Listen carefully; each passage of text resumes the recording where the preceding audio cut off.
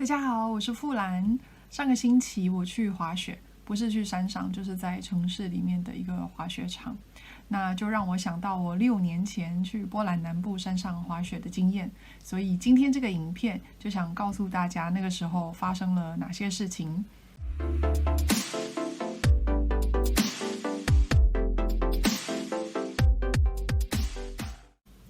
我一直都很想学滑雪，包括单板滑雪，就是 snowboard， 跟双板滑雪，也就是 ski。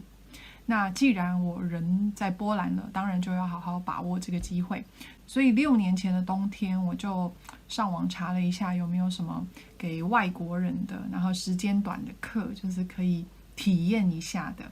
那我真的找到这样的课，它是1天的行程，包括2个小时的课，还有全日票，也就是你可以在那个滑雪场练习一整天到它关门。那我觉得很理想，很划算哦。还有他还会接送你，所以真的非常适合我这种一个人旅行的外国人。那个时候我就报了2天的课，第1天是滑雪板，那第2天是滑雪，就是 ski。因为我以前已经跟朋友滑过雪，所以我觉得第1天体力还比较好，还没有肌肉酸痛的时候，应该学新的东西。那第2天就可以轻松一点，就是做已经做过的事情。所以我就到了波兰的南部，然后有一个我记得她叫卡夏，就是卡夏小姐就来接我，送我到滑雪场，然后陪我借了东西这样子。卡夏很惊讶我会说波兰语，虽然没有说得很好，对，但是就是可以大概聊天，所以她很高兴。开始上课以后呢，滑雪板真的比较难，因为我一直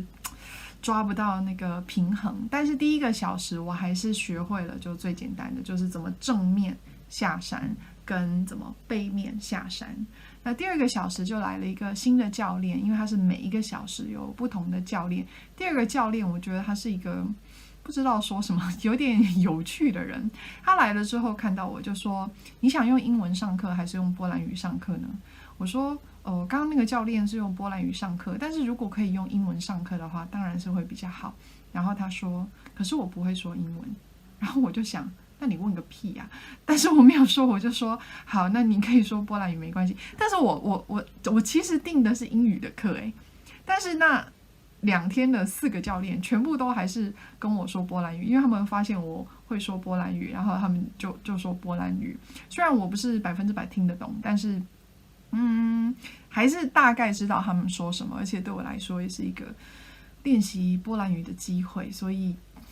我也可以啦，我也可以啦。好，然后呢，接着这个有点奇怪的教练他问我，好，那你刚刚学了什么？我说好，我学了就是怎么正面下山，还有背面下山。他说那你哪一个比较好？我说我背面下山比较好。然后他好像有点不相信，所以他就说那你滑给我看。所以我就滑了给他看，就是正面下山跟背面下山滑了给他看。我回来之后呢，他就说你背面下山比较好。我心里想，我不是就跟你说了吗？为什么不相信我啊？真的很奇怪的人呢。好，但是他还是一个好教练，所以他就教了我怎么就是左右的这样子滑下去。好，那滑雪板其实上课的时候都没有什么问题，但是后来我开始练习的时候呢，有一个比较大的问题，因为就没有教练可以帮我。但是不知道为什么，我对搭 T-bar 有非常大的障碍，我没有办法搭 T-bar， 我半路一定会掉下来。每次掉下来，然后就只能把雪板脱掉，就抱着雪板自己爬上山去。所以其实那一天对我来说最累的不是滑雪，对我来说最累的是抱着雪板爬上山这件事情。但是没办法，因为每次都掉下来，真的很丢脸，大家都看着你，所以我也没办法，我真的不知道为什么我就是会掉下来。好，那后来第2个问题是天气越来越冷，然后慢慢开始飘雪，温度越来越低，那些地上的雪本来就已经是旧的雪了，然后又因为温度越来越低，所以那些雪就越来越硬，到最后它们已经差不多是冰了。所以当我跌倒的时候，或是当我摔倒的时候，真的很痛。我就在冰上一直摔，一直摔，一直摔。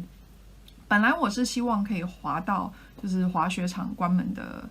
前1个小时，就是大概到8点到9点，但是最后因为实在太冷，而且我的头很痛，我就是一冷就容易头痛的人，所以我真的没有办法再滑下去。最后我就早了1个小时走，也就是大概晚上7点的时候，请那个卡西亚来载我。对，所以他就送我回旅馆。我回旅馆之后就是很快的洗澡，然后弄一弄就躺平准备休息。但是因为我是住在青年旅馆，是那种你有自己的床位的那种多人房。那个时候房间里面有几个人就是聊得非常的开心，所以我其实没有办法睡觉，因为一方面我头很痛，很难睡着；另外一方面，因为一直有人在说话，声音很大，所以我也很难睡着。但是我知道我不能抱怨，因为这就是住青年旅馆的一个问题。那你要付比较便宜的钱，你就要接受这件事情。晚上8点不是睡觉的时间，所以别人当然有聊天的自由，所以我不能说什么，就是只能躺着。后来好不容易，他们大概可能到了9点，他们终于结束了，他们就出去了，然后我就松了一口气，就是终于可以睡觉。然后不知道过了多久，反正我就睡着了。我在醒来的时候呢，是半夜1点多。好，我先说，我是一个睡着了就不太容易被吵醒的人，更不用说那个时候我非常的累，所以应该是更难被吵醒。但是1点多的时候我被吵醒了，因为我旁边床位的那个人打呼声非常大声，真的非常大声，所以我醒来的时候就看了他。OK， 就是晚上8点多聊天聊得很开心的其中的一个人，然后那个人呢，他应该是完全的喝醉了，所以呢，他人只有上半身在床上，但是他的下半身还在地上，就只有半个人在床上睡觉。对，然后打呼声非常的大声，我可以感觉到整个房间里面的人都醒了。本来睡在他床上的一个年轻女生，就是他们8点多的时候一起聊天的其中一个人，他也就受不了，所以他就抱着棉被下来，然后到房间的另外一边有一个就是最远的床位，然后他就是空的，他就到那个地方去睡觉。但是问题是，我觉得这不是办法，因为这还是在同一个房间里面，声音还是非常的大。当时我是真的觉得很崩溃，因为我全身非常的酸痛，我真的很需要休息。然后我第2天早上起来还要滑雪，但是我现在没有办法睡觉，所以我那个时候真的觉得非常的崩溃，然后觉得人生没有希望，这样我是要怎么休息？然后最后我就决定了，好，就是没有办法在这个房间睡觉了，所以我就抱着棉被，然后到外面的沙发上睡觉。那个时候已经是半夜了，所以其实外面的沙发上当然没有人，而且我应该还蛮早起的，所以我相信不会影响到太多人。而且我真的没有办法睡觉啊，所以我就去睡沙发上。对，然后就睡到第2天，可能大概7点，我也没有睡得太晚，大概7点就起来了。对，本来我是非常害怕的。因为我觉得我自己没有得到很好的休息，然后前一天又那么累，今天又要滑1天的雪，其实我非常的担心。但是其实还可以，就是醒来之后觉得还 OK， 而且最棒的是出了门之后发现，刚刚我们说前一天温度降低了，对吧？所以那一天晚上下了一场非常大的雪，然后外面非常的美，因为到处都是一片雪白。去滑雪场的时候，就有一层厚厚的新雪，非常的松软，滑起雪来非常的容易，非常的舒服。我一次都没有跌倒，而且就算跌倒也没关系，因为那个雪很松软，跌倒了也不会痛，就跌倒应该很舒服，就跌在雪上这样。但是我没有跌倒，对，而且很棒的是，以前其实我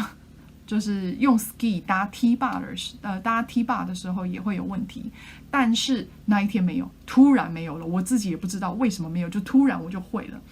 好，所以我就那一天我本来很害怕 T-bar， 但是我就很顺利的就搭上去了。然后从那以后，我滑雪的时候，就是双板滑雪的时候搭 T-bar，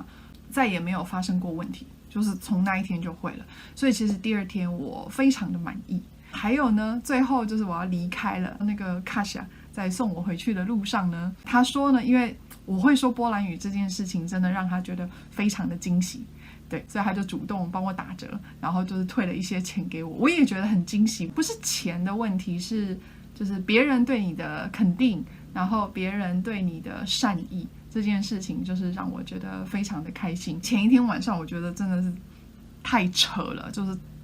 打呼那么大声，然后完全影响到其他人。但是整个来说，这一次的小旅行还是非常的成功，然后我也完成了一些事情，学会了一些东西，自己有一点小小的成就感。这就是我6年前自己去南部山上滑雪的故事。那下次有机会再告诉大家，今年我在疫情之下在城市里面学滑雪的情形怎么样。如果你想从我刚刚说的故事学到一些中文的用法，欢迎再看看这支影片。